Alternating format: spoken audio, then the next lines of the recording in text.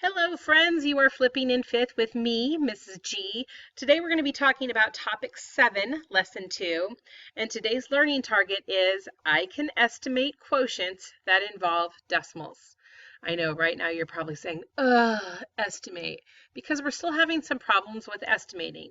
So today I want you to pay particular attention to how estimating is different when we're talking about decimals. There are two ways to estimate, and I want you to write these down in your notes.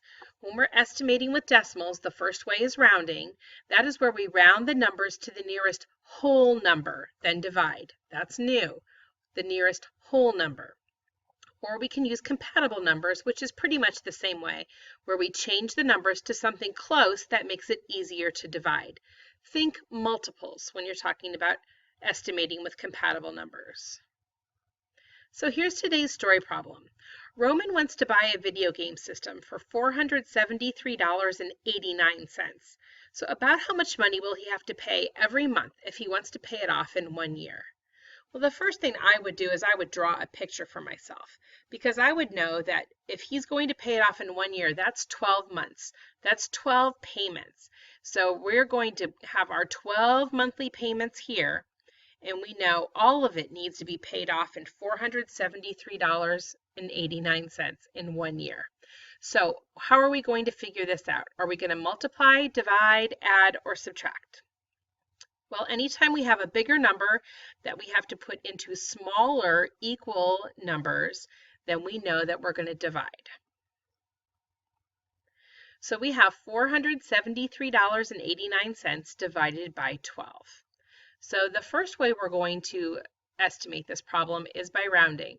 Again, rounding is a little bit different when you are talking about decimals because we're going to round numbers to the nearest whole number, then divide. So here we have $473.89. We have to think, what number are we going to estimate this to?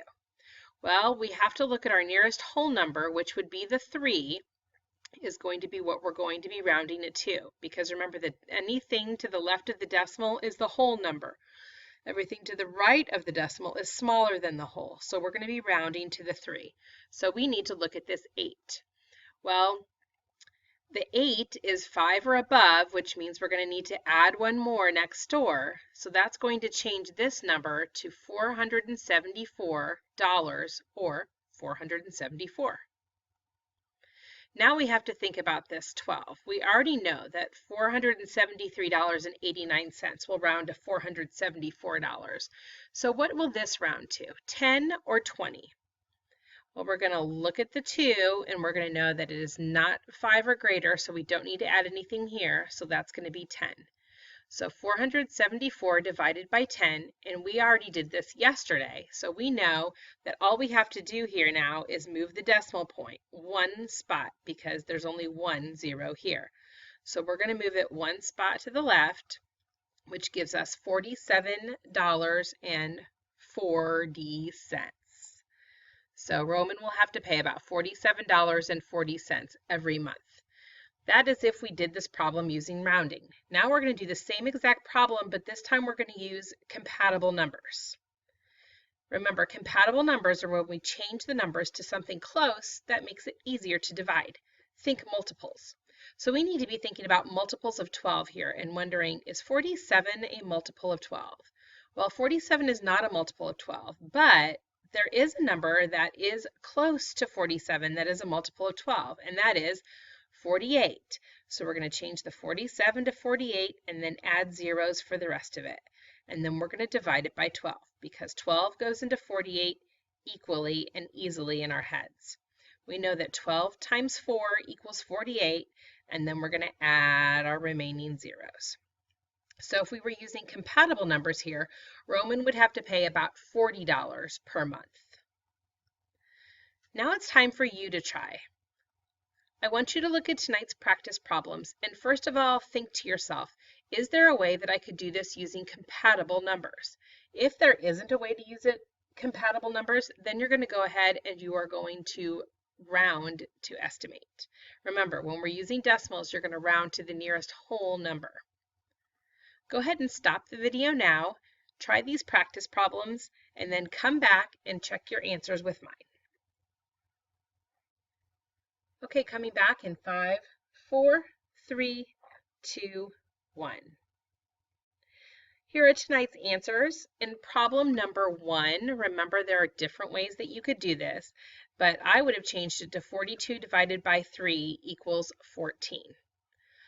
The next one, I would have changed to 100 divided by 10, which equals 10, because that makes it a lot easier to go ahead and do using rounding. Here, of course, we used compatible numbers. Number 3, I would round this one, so 50 divided by 5 equals 10, or this could also be the same if you were using compatible numbers. And then number 4, I would also use compatible numbers and change it from 72 divided by 8, which equals 9. Remember, if you didn't get these exact answers, but your answers are really close to mine, then that means you have a good estimate, because an estimate is never an exact answer, it's an about answer. Okay, make sure you checked your work and you wrote how many you got correct. Be honest, this is not for a grade. Let me know, could you teach a friend? Do you think you got it? Or do you have absolutely no idea?